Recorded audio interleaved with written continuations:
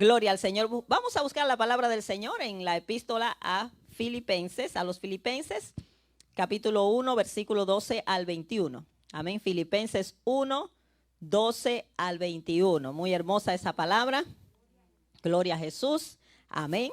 Dice así la palabra, Filipenses 1, 12 al 21, en el nombre del Padre, del Hijo y del Espíritu Santo.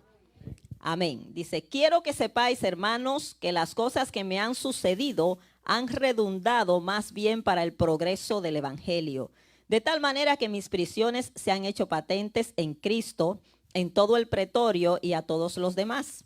Y la mayoría de los hermanos, cobrando ánimo en el Señor con mis prisiones, se atreven mucho más a hablar la palabra sin temor.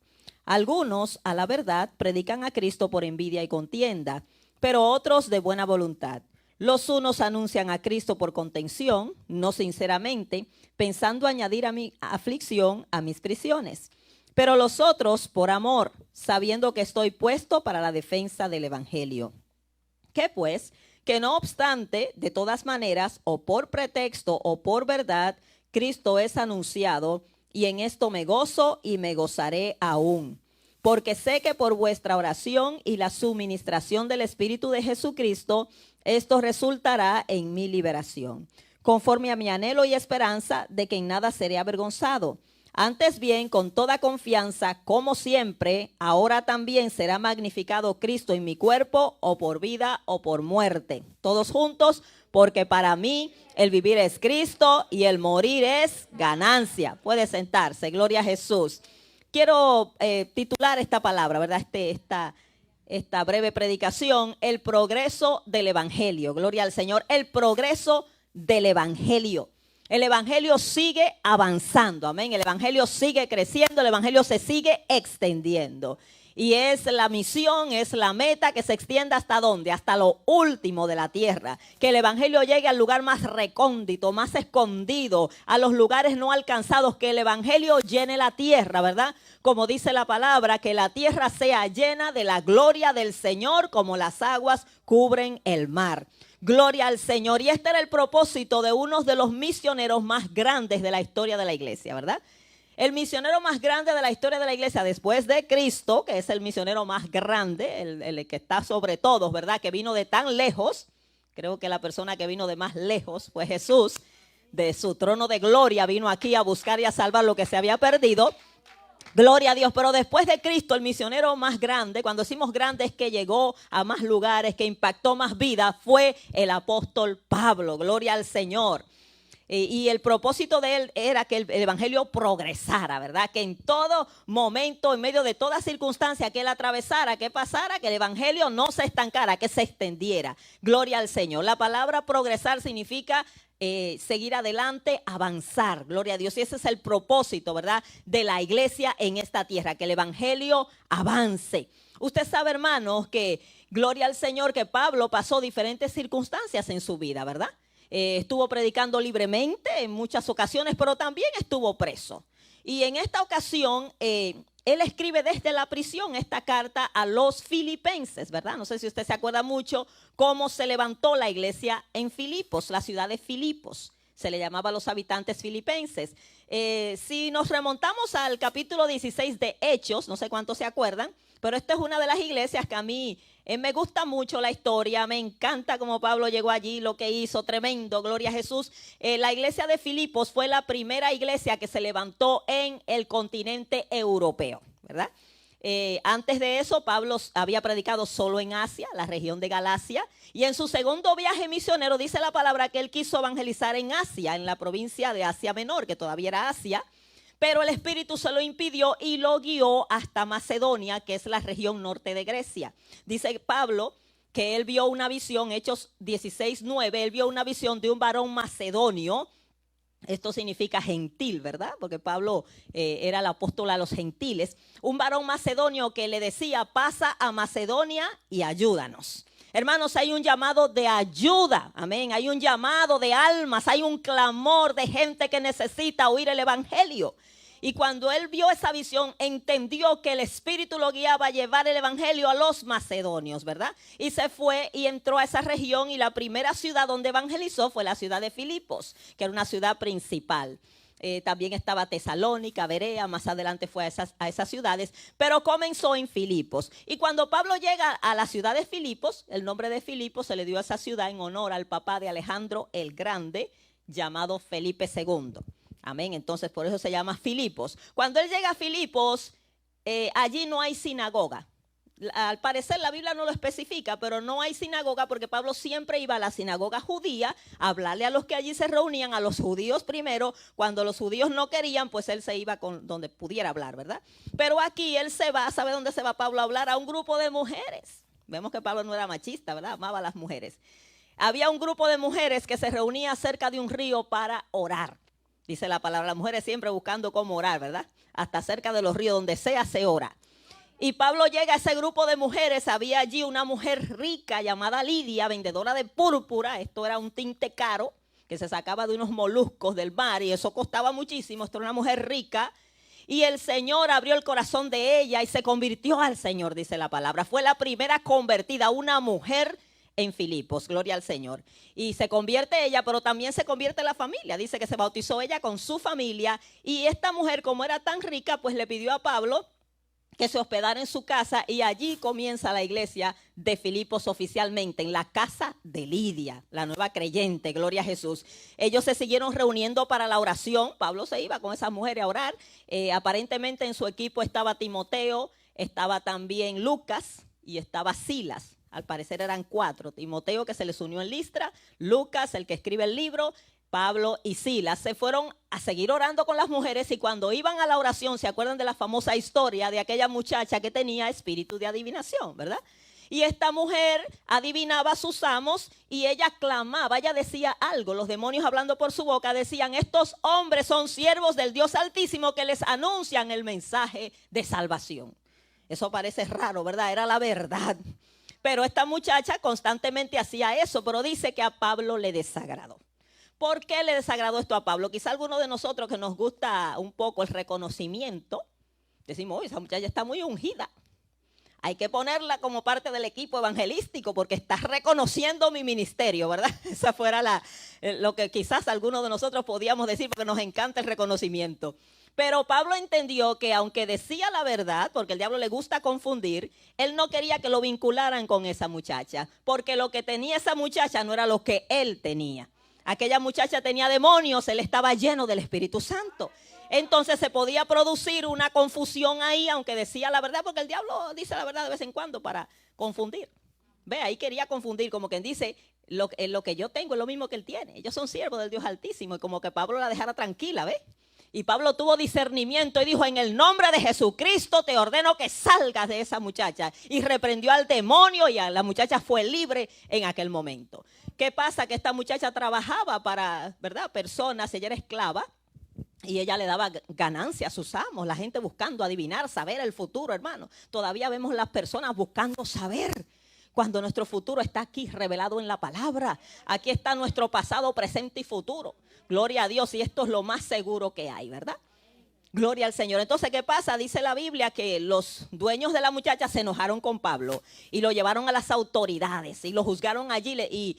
Bueno, ni lo juzgaron, lo cayeron a golpes de una vez. Dice la palabra que los azotaron con varas y los mandaron a la prisión sin juzgarlos.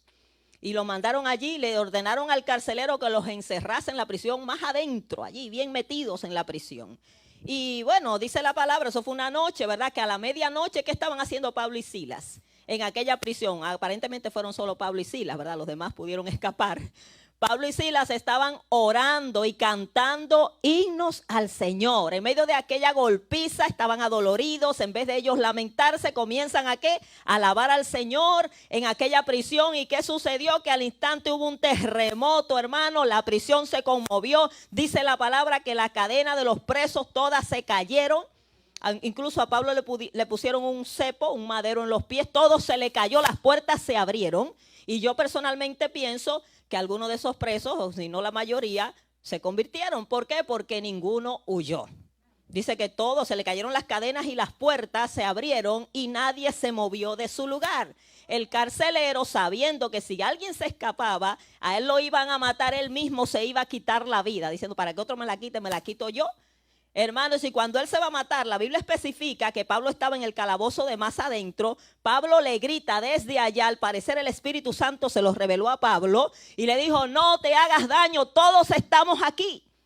Y el hombre dice que tomando luz y precipitándose adentro, o sea que buscó a Pablo, cayó bajo convicción del Espíritu para que entendamos que el Evangelio no es convencimiento de hombre, no es ideología de hombre. El Evangelio es poder de Dios para salvación a todo aquel que cree.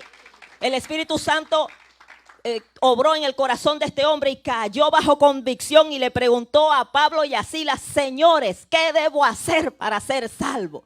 Yo quisiera que esa convicción cayera sobre muchos, ¿verdad? De las personas, que ellos entiendan la necesidad que tienen de ser salvos. Este hombre entendió que estaba perdido. Este hombre entendió que necesitaba un salvador. La gente anda en el mundo como que está muy bien. Cuando, hermanos, vas rumbo a una condenación eterna, hay una sentencia de condenación sobre la gente, amén. Sobre la humanidad por causa del pecado, y necesitamos entender que necesitamos un salvador. Este hombre cayó bajo convicción, un pagano, y le preguntó la pregunta más importante de su vida: ¿qué debo hacer para ser salvo? ¿Qué le contestó Pablo?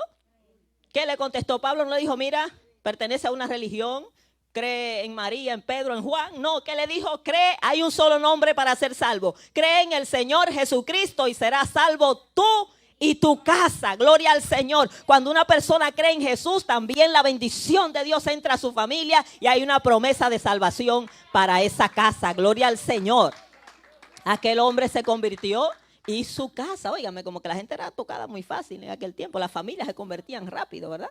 Tenemos que orar por eso, que haya convicción del Espíritu. Se convierte el hombre, se convierte su familia, se bautizó, y dice la palabra que le lavó las heridas a Pablo, y luego pues esa noche fueron sacados de la prisión, los mandaron a sacar, dice la Biblia. Dios obró y lo liberó rápido, ¿verdad? Y esta iglesia quedó establecida allí en casa de Lidia, gloria al Señor. Pablo luego se va a Tesalónica. Pero ¿qué pasa en este momento que Pablo escribe esta carta? Dice la palabra, ¿verdad?, que Pablo fue hecho prisionero por causa de predicar el evangelio a los gentiles. Duró 2 años como preso en Cesarea y luego 2 años más en Roma. Todavía no habían pasado los 2 años aquí, pero los filipenses estaban muy preocupados por Pablo. Esta iglesia de Filipos llegó a ser una iglesia muy amada por Pablo, porque fueron gente que amaron a Pablo y lo ayudaron bastante en su ministerio. Fueron los que más ayudaron. Pablo habla de ellos en 2 de Corintios capítulo 8, hablando de los hermanos de Macedonia, que no solamente dieron para la obra del Señor, sino que se dieron primeramente al Señor y después a Pablo. Ellos se dieron, incluso ahí en Filipenses 2:25 dice que los filipenses le enviaron a Pablo allá a la prisión, hermanos, un hermano para que le sirviera allá en la prisión, llamado Epafrodito. Le enviaron a Epafrodito como un siervo personal de Pablo en la prisión. Los filipenses estaban preocupados. Bueno, Pablo está preso, ya tenía mucho tiempo preso, y dirían, bueno, ¿y qué pasó? Cuando vino aquí a Filipos duró una noche preso y el Señor hubo un milagro grandísimo y salió. Pero ahora tiene mucho tiempo preso. ¿Qué pasa, Pablo? ¿Será que el Señor te va a sacar de allí? ¿Qué está pasando contigo? Ellos estaban, ¿verdad?, un poquito preocupados, pero Pablo les escribe para decirle que, hermanos, a veces nuestras circunstancias cambian, ¿verdad? A veces pareciera como que la cosa se puso peor. Ahora con esto del virus, se cerraron las iglesias y muchas cosas pasaron, pero el evangelio no se detiene. Hermanos, cuando las cosas pasan, Dios obra de otra manera, Dios abre más puertas. Ahora esta iglesia está llegando a más lugares, amén. Sabemos que hay una iglesia en Ecuador que está siendo discipulada, enseñada, hermanos, que se están convirtiendo la gente, hermanos, porque nada detendrá el avance del evangelio. El evangelio es poder de Dios, amén, y nadie lo puede detener. No hay demonio, no hay gobierno humano que pueda contra el evangelio. Pueden cerrar iglesias, pueden poner presos a misioneros, pero la palabra de Dios no se detiene. Pablo dijo, la palabra no está presa. ¿Y qué pasó? Que se necesitan misioneros en la prisión, ¿verdad que sí? Esas son almas de salvación que de otra manera no son alcanzadas. Hay hermanos que son, ¿verdad?, tomados presos en muchos países y ellos lo miran como un campo misionero. Otro campo donde ir y ganar almas. ¿Y Pablo, qué hace Pablo allí? Usted sabe lo fructífero que fue Pablo en esa prisión. ¿Qué es lo que él le dice en el versículo 12? Quiero que sepáis, hermanos, que las cosas que me han sucedido han redundado más bien para el progreso del evangelio. Dios todavía está obrando, aún aquí en la prisión. Ustedes pensaron, ay, Pablo ahora está preso, ahora no puede hacer nada. No, ahora es que Pablo estaba ocupado. Estaba predicando en la prisión, aún dice la palabra ahí mismo en Filipenses 4:22, que se habían convertido gente de la casa del César, donde estaba el gobernador, hermano, el emperador romano. Allí se estaba convirtiendo gente de altos rangos. Pablo no era un prisionero cualquiera, Pablo era un embajador de Cristo. Amén. Y donde quiera que él iba, él predicaba el evangelio. Él dice, lo que ha sucedido, lo que ha hecho es bien al evangelio. Dice, ha ayudado al progreso del evangelio. Y él dice, de tal manera que mis prisiones se han hecho patentes en Cristo en todo el pretorio y a todos los demás.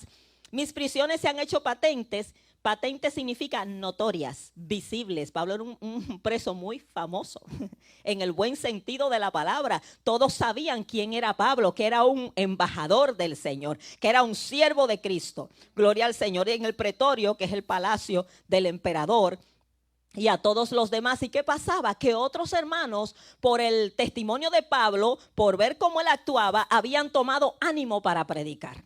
¿Qué pasa, hermanos? Aquí, ¿verdad? Mire que es tan fácil predicar y no hay tanto ánimo a veces para predicar.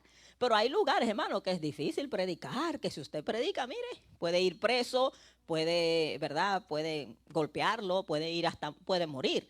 ¿Y qué pasa? No todo el mundo se atreve, pero la gente viendo a Pablo en la prisión, que dice la palabra que hablaba con valor, con denuedo, muchos cobraron ánimo, gloria al Señor, y se atrevieron a predicar, tanto los que estaban en la prisión como los que estaban fuera.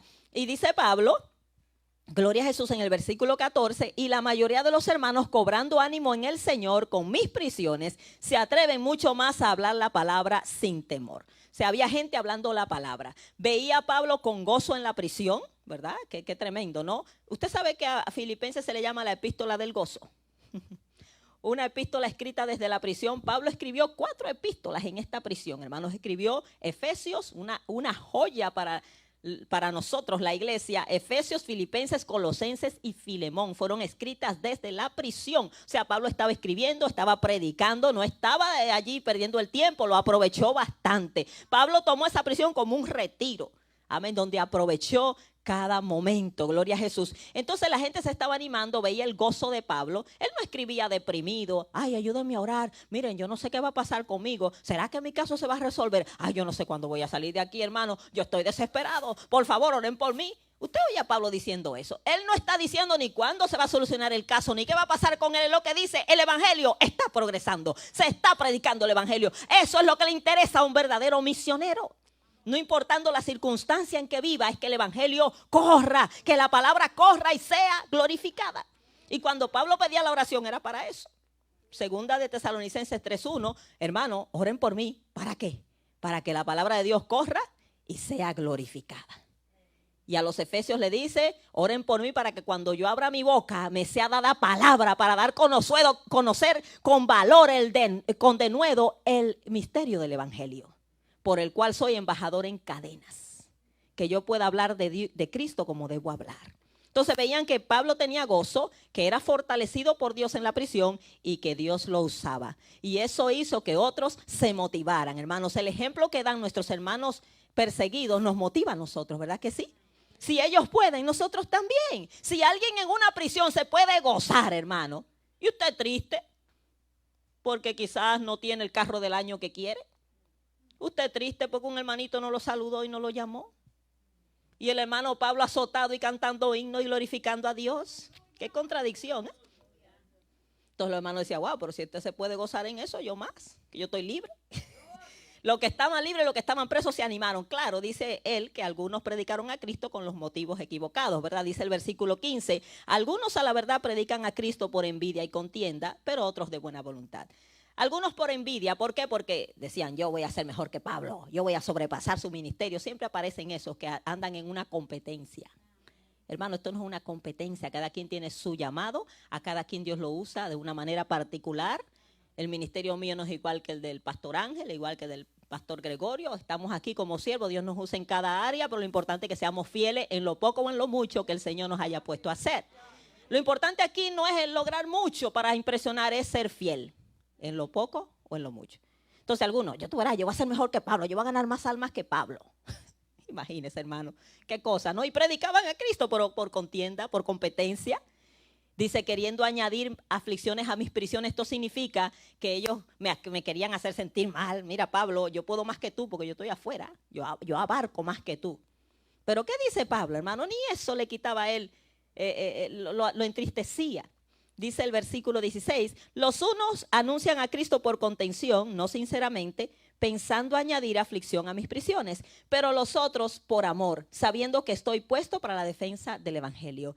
Hermanos, podemos tener motivos diferentes y Dios sabe los motivos de cada quien para hacer la obra del Señor. Él los conoce y un día pues tratará con nosotros, pero lo importante es que la obra de Dios se haga. Ahora hay que entender esto, ¿verdad?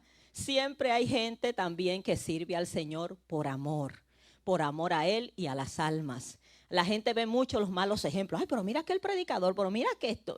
No, pero y no ven los buenos entonces. El que está haciendo lo correcto a nadie le importa, pero cuando ven cualquier detallito, mira lo que hizo este. No, hermanos, Dios se encargará de los obreros, lo importante es que se haga la obra. Los motivos no son tan importantes siempre que se predique el verdadero evangelio. Hay que entender esto, porque el verdadero evangelio, hermano, producirá salvación.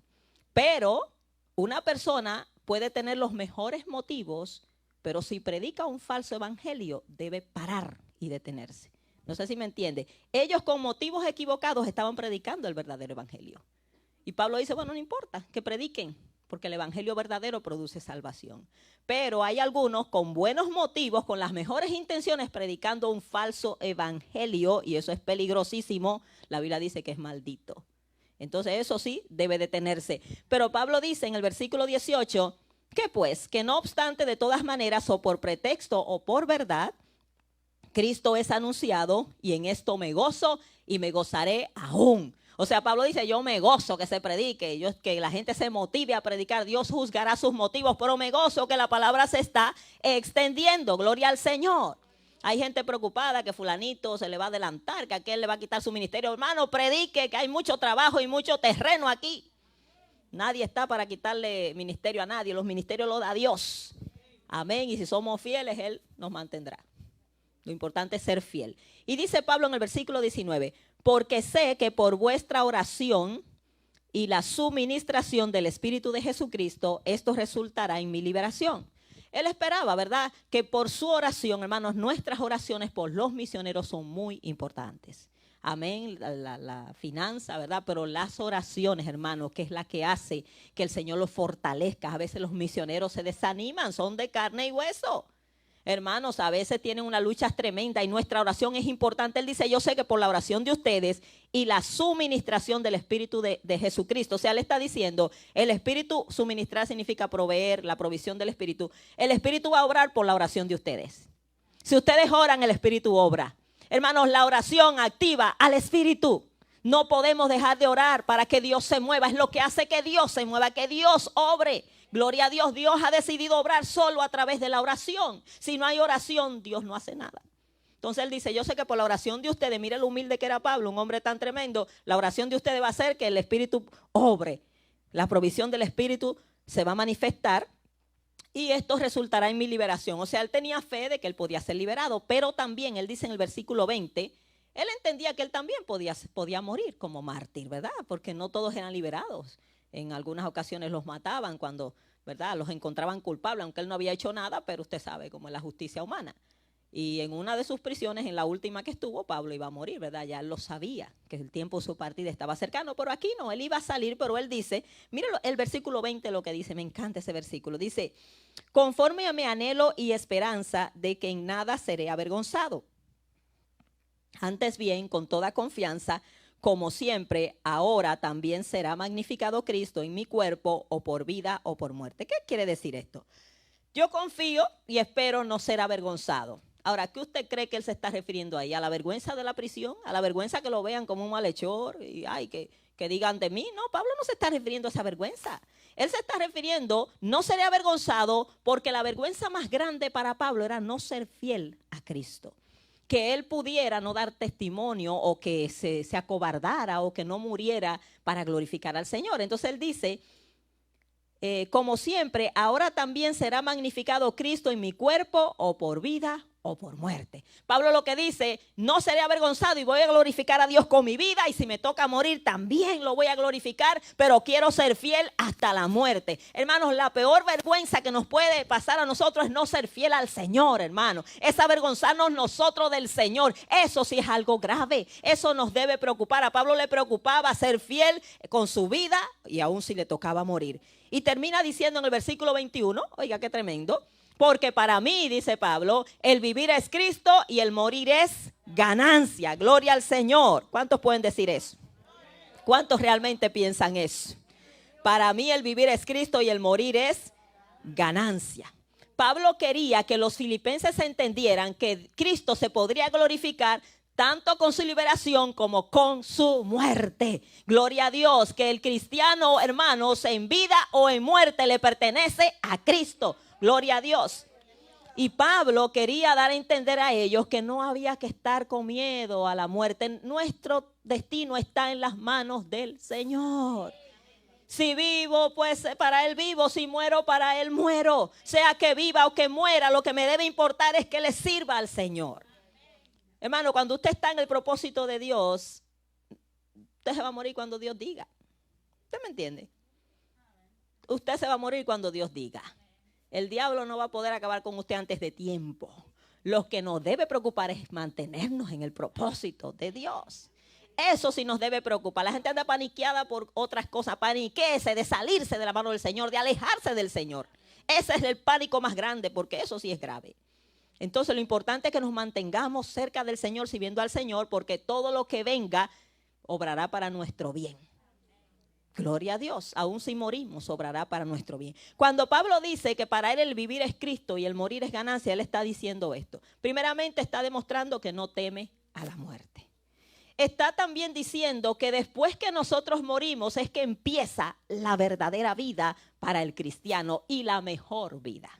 Amén. Si entendemos esto, hermano, que la mejor vida está cerca del Señor, en la presencia de Dios, usted me entiende, anhelamos estar con el Señor. Estamos aquí por el trabajo que tenemos que hacer, pero lo mejor es estar con el Señor. Entonces Pablo, al decir que morir es ganancia, está dando a entender que él no cree en aquella enseñanza que hay, la doctrina del sueño del alma. ¿Qué significa esto? No sé si usted ha oído mencionar esa doctrina que los testigos de Jehová enseñan. Esto significa que cuando usted muere, ahí acabó todo.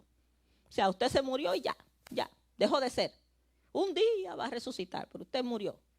Todo acabó, ahí terminó todo, no hay cielo, no hay infierno. No, Pablo está hablando de una mejor vida. Morir es ganancia. La mejor vida empieza para el cristiano cuando parte de esta tierra y va a la presencia del Señor. Es un gozo y un descanso eterno. Se acaban los problemas, se acaban las tentaciones, se acaban los viles, hermano. Vamos a estar mucho, pero muchísimo mejor. Gloria a Jesús. Entonces Pablo está dando a entender que hay algo mejor después de la muerte. Gloria a Dios. También Pablo da a entender al decir esto de que no creía en la doctrina católica del purgatorio. Usted sabe lo que es el purgatorio, ¿verdad?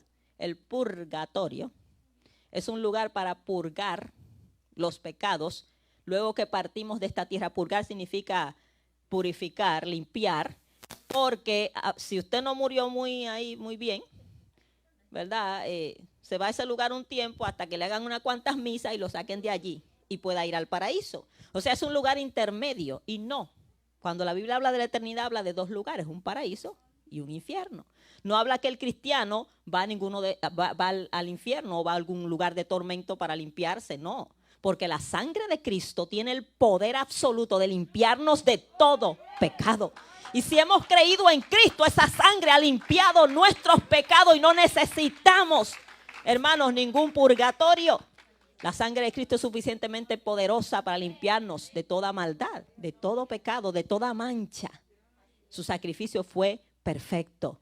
Gloria al Señor. Y si hemos creído en Él, esa sangre nos ha limpiado, ¿verdad? Imagínese el ladrón en la cruz. Ese sí que es verdad que necesitaba ir a un purgatorio, ¿verdad?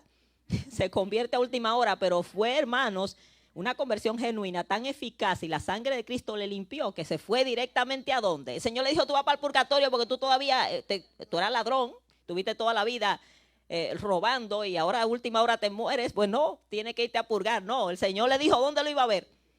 De cierto te digo que hoy estarás conmigo, ¿dónde?